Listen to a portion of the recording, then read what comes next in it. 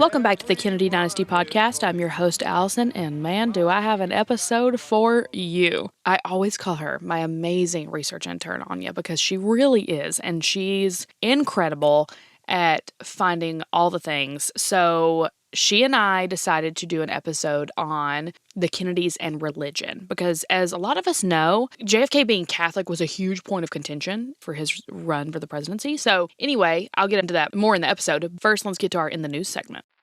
Big news story of the past 7 days.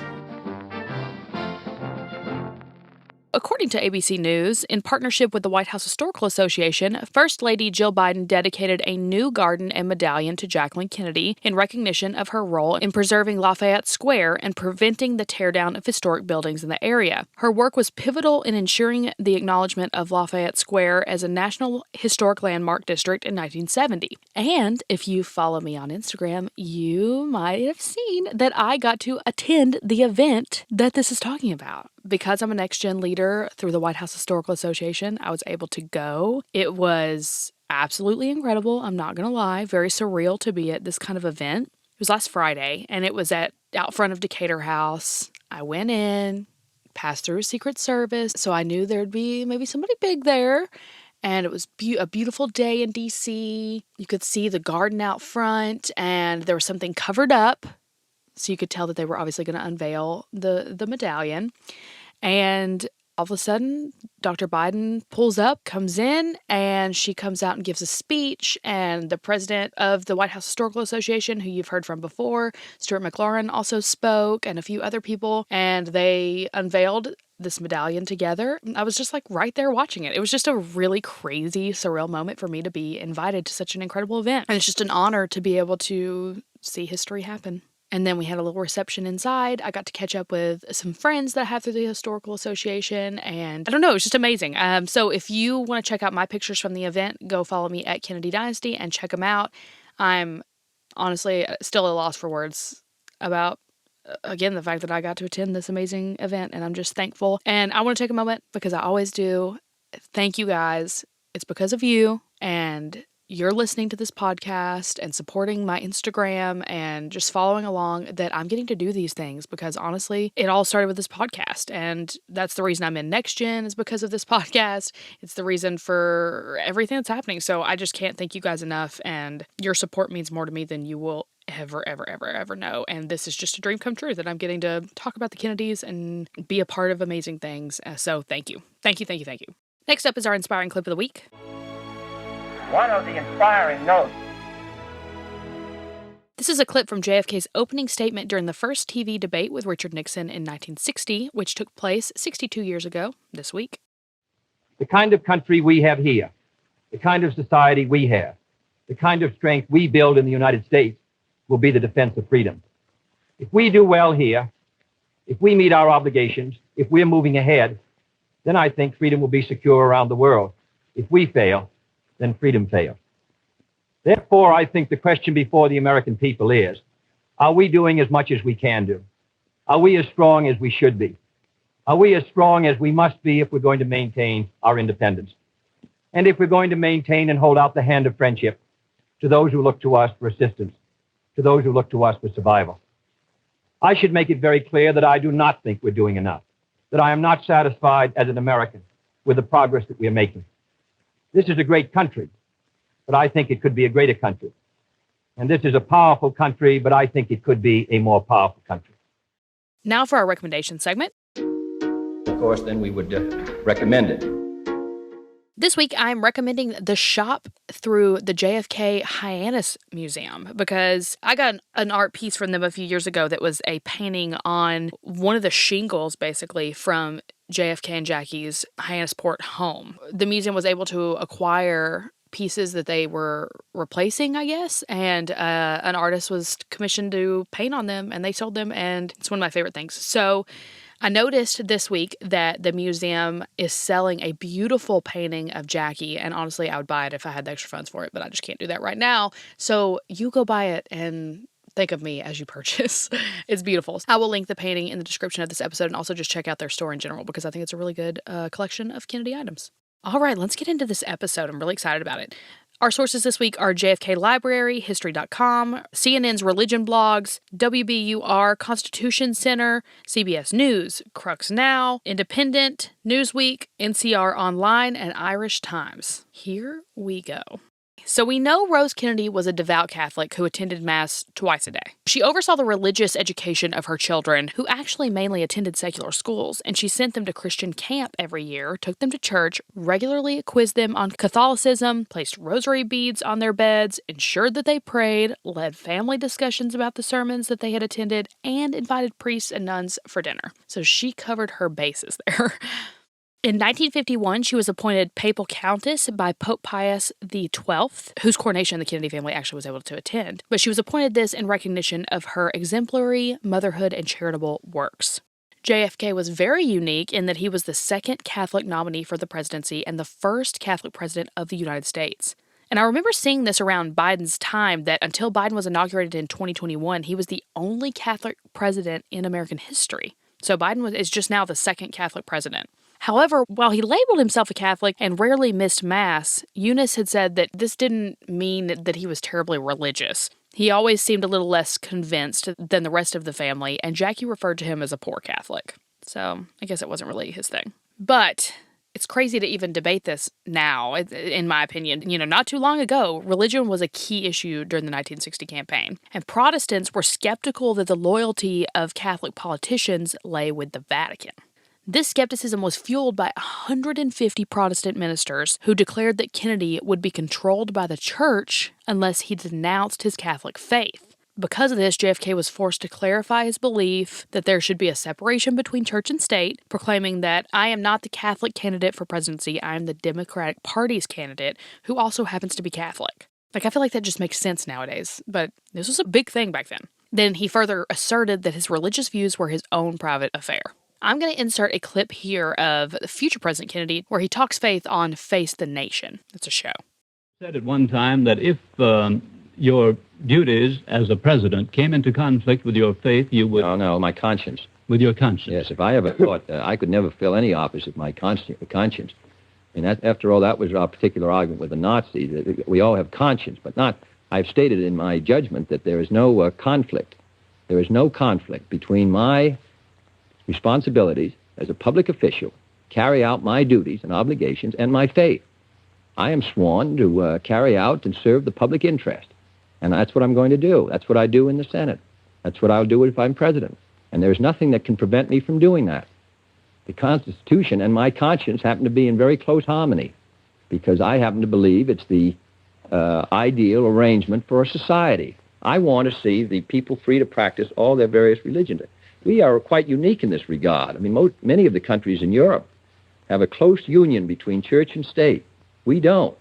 Now, merely because we have had experiences historically where there has been a close union between some countries which were Catholic and the state, or between, as there now is, the Church of England, the Queen is the head of the Church of England, as well as head of the state, or in some of the Scandinavian countries where the Lutheran Church is the official state church. But here in the United States, Episcopalians, Lutherans, Catholics, Jews, Presbyterians, Methodists, all of us, happen to believe that we do not want an official state church. I would be opposed to it. If there were 99% of the population were Catholics, I would still be opposed to it. I do not want civil power combined with religious power. Now, that's my view, and if some other person holds a different view, if some other Catholic in another country holds a different view, that's their right, but I want to make it clear that I am committed as a matter of personal, deep conviction to the separation. Now, what is there left to say? What could I say? Senator... Why is it that we have 35 million Catholics? What is there in their record that makes anyone think that they're not as devoted to this idea of the separation of church and state?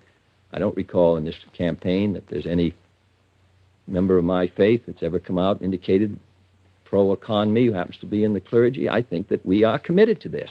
And even if I'm not elected president, which is possible I won't be, that is where I stand. And in my judgment, that is where the great majority of my co-religionists in this country stand. And I think we should be accepted on that basis. Harry Truman once stated that it's not the Pope who worries me, it's the Pop. Although he was referencing this criticism towards Joe Kennedy Sr., the fact that he mentioned the Pope is a reflection of wider public concerns about JFK's religion. And as you know, if you've listened to this podcast for a while, JFK only won the 1960 election by a margin of 118,000 votes, and religion was a significant factor in preventing him from securing a larger majority. I'm going to insert a clip here of his religion campaign spot that he used. And then a young lady asked the senator this question. You would be divided between two loyalties to your church and to your state if you were to be elected president. The question is whether I think that if I were elected president, I would be divided between two loyalties, my church and my state. Let me just say that I would not. I have sworn to uphold the Constitution in the 14 years I've been in Congress, in the years I was in the service. The Constitution provides in the First Amendment that Congress shall make no laws abridging the freedom of religion. I must say I believe in it. I think it's the only way that this country can go ahead. Many countries do not believe in it. Many countries have unity between church and state. I would be completely opposed to it. And I say that whether I'm elected president or whether I continue as a senator or whether I'm a citizen. That is my view based on a long experience. So in answer to your question, I would fulfill my oath of office, as I have done for 14 years in the Congress. There is no article of my faith that would in any way inhibit. I think it encourages the meeting of my oath of office. And whether you vote for me or not, because of my competence to be president, I am sure that here in this state of West Virginia, that no one believes that I'd be a candidate for the presidency if I didn't think I could meet my oath of office. Secondly, Article 6 of the Constitution says there shall be no religious test for office. That's what was written in the Constitution. Jefferson, Washington, and all the rest. They said every American will have an opportunity. Now, you cannot tell me that the day I was born, it was said I can never run for president because I wouldn't meet my oath of office. I came to the state of West Virginia, which has fewer numbers of my co-religionists than any state in the Union. I would not have come here if I didn't feel that I was going to get complete opportunity to run for office as a fellow American in this state. I would not run for it if in any way I didn't feel that I could do the job. So I come here today saying that I think that this is an issue which not be done. Thank you. And there it is. Senator Kennedy answering the questions that are on your mind. Answers that should lead you to decide that here is the man to support for president. It's up to you. Vote Kennedy, May 10th. Now, although 83% of Catholics voted for him, he lost states such as Ohio, Kentucky, Florida, and Tennessee, all of which boasted large Protestant communities. He also received several letters from people who stated that although they supported his policies, they could not vote for a Catholic candidate. And I'm just going to say, I have spoken with people before in my state who have said that they did not vote for him because he was Catholic. So this is a true factual statement. I have heard it with my own ears. Now, because it was amazing that he was elected, because he was a Catholic, today several Catholic schools are named after JFK, and many Catholics, particularly in Ireland, hang pictures of President Kennedy next to pictures of the Sacred Heart. And this was a big deal. Here is President Kennedy's address on religion. But because I am a Catholic, and no Catholic has ever been elected president, the real issues in this campaign have been obscured, perhaps deliberately, in some quarters less responsible than this. So it is apparently necessary for me to state once again, not what kind of church I believe in, for that should be important only to me, but what kind of America I believe in. I believe in an America where the separation of church and state is absolute, where no Catholic prelate would tell the president, should he be Catholic, how to act, and no Protestant minister would tell his parishioners for whom to vote. When no church or church school is granted any public funds or political preference, and where no man is denied public office merely because his religion differs from the president who might appoint him or the people who might elect him.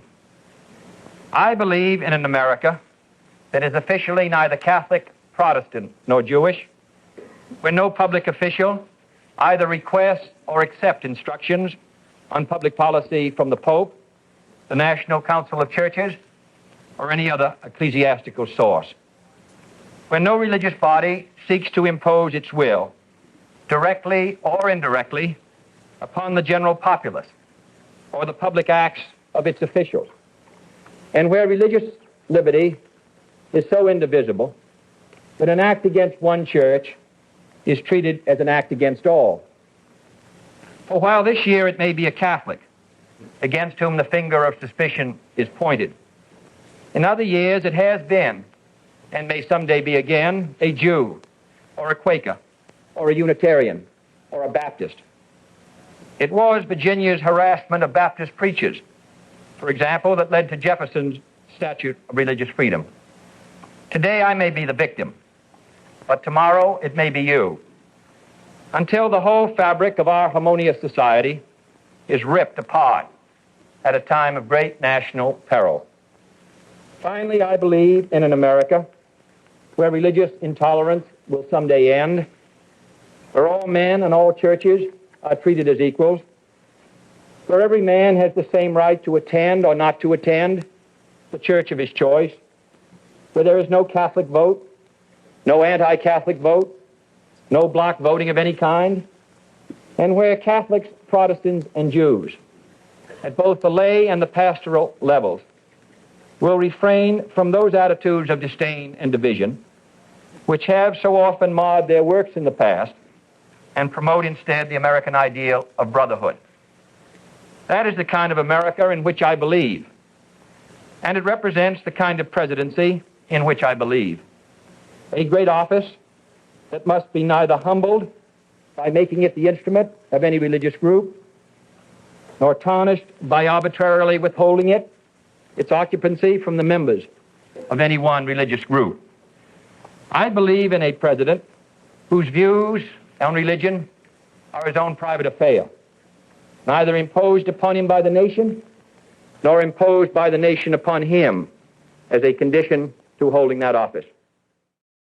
Now let's talk about the rest of the family. Eunice and Sergeant Shriver attended Mass daily, and their house was adorned with several crucifixes. There were at least 30 images of the Blessed Mother in Eunice's bedroom, according to her son Timothy, so very religious. Teddy received his first Holy Communion from Pope Pius XII. In the eulogy that he delivered at his mother's funeral in 1995, he said that Rose's Catholic faith was the greatest gift she ever gave us. He attended Mass consistently throughout his life, usually at Blessed Sacrament Church in Maryland when he was in Washington. Now, out of the Kennedy brothers, Bobby was by far the most religious. While Jack said that he was taught too much religion, Bobby attended both mandatory and optional church services at school. He regularly prayed, wore a St. Christopher medal, went to church every day, and sent his kids to Catholic schools. Every room in he and Ethel's house had a crucifix, a Bible, and holy water in it. Bobby had considered becoming a priest even. And side note, Ethel had also considered being a nun. Many people suggest that Jack, Bobby, and Teddy's policies and political ideals, particularly those concerning social issues such as poverty, civil rights, healthcare, were inspired by their religious upbringing. However, equally, some of their policies conflicted with the teachings of the Catholic Church. For example, JFK opposed federal aid to parochial schools and said that he would not ban the contraceptive pill, and Teddy supported abortion rights, gay marriage, and the ordination of women as priests. Speaking of Teddy, I'm actually going to insert a clip here of him talking about faith, truth, and tolerance in America. I have come here to discuss my beliefs about faith and country, tolerance and truth in America. I know we begin with certain disagreements, and I strongly suspect at the end of the evening some of our disagreements will remain. But I also hope that tonight, and in the months and years ahead, we will always respect the right of others to differ, that we will never lose sight of our own fallibility, and that we will view ourselves with a sense of perspective and a sense of humor. After all, in the New Testament, even the disciples had to be taught to look first to the beam in their own eyes and only then to the mote in their neighbor's eyes. I am mindful of that counsel. I am an American and a Catholic. I love my country and treasure my faith. But I do not assume that my conception of patriotism or policy is invariably correct, or that my convictions about religion should command any greater respect than any other faith in this pluralistic society. I believe there surely is such a thing as truth, but who among us can claim a monopoly on it? Now, Jackie was Catholic too. She was baptized at the St. Ignatius Loyola Church in New York. However, her devotion to her faith kind of fluctuated. She didn't attend church for a year when she was 22, but soon realized that she wanted to actively practice her faith. And after JFK's assassination, Jackie really struggled to navigate her relationship with God, who she said that she was trying to make peace with in a letter to Irish priest Father Leonard. She wrote, "I have to think that there is a God, or I have no hope of finding Jack again," but clarified that she felt bitter towards God and that he will have a bit of explaining to do to me if I ever see him. And there were some notable scandals within the Kennedy family to which religion was very central. And these include Jack and Teddy's adultery, Teddy's divorce, Kathleen's marriage to a member of the Anglican Church, and Jean's acceptance of communion at a Protestant church in Ireland. And since then, many of the younger Kennedys have divorced and married outside of the faith. Know that I personally am in no way, shape, or form judging it all by including this. Nobody's perfect. I was just including it because it is noted in a lot of these sources. Now, I'm going to give you a list of churches attended by John F. Kennedy in case you're ever in any of these areas and want to stop by. This is via the JFK Library. In Massachusetts, St. Aidan's Catholic Church in Brookline, that's where he was baptized in June of 1917. St. Stephen's Church in Boston, JFK attended there as a youth, and Rose Kennedy's funeral was actually there. And St. Francis Xavier in Hyannisport, he attended there throughout his life.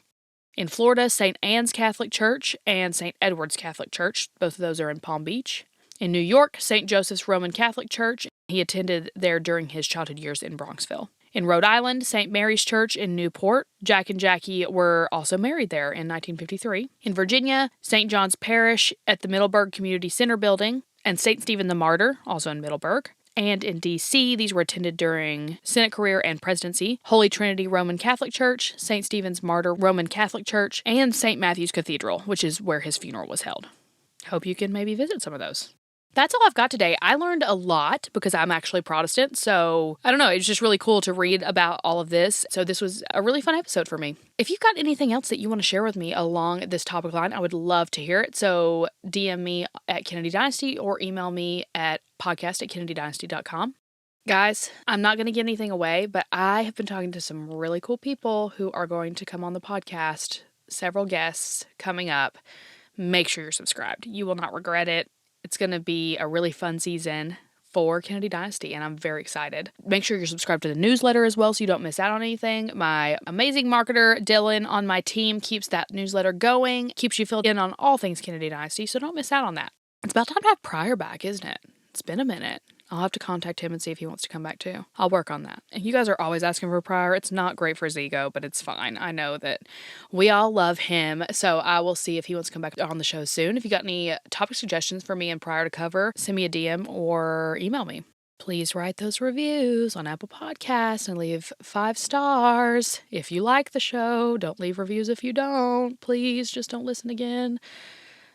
That's my absolute begging plea with you.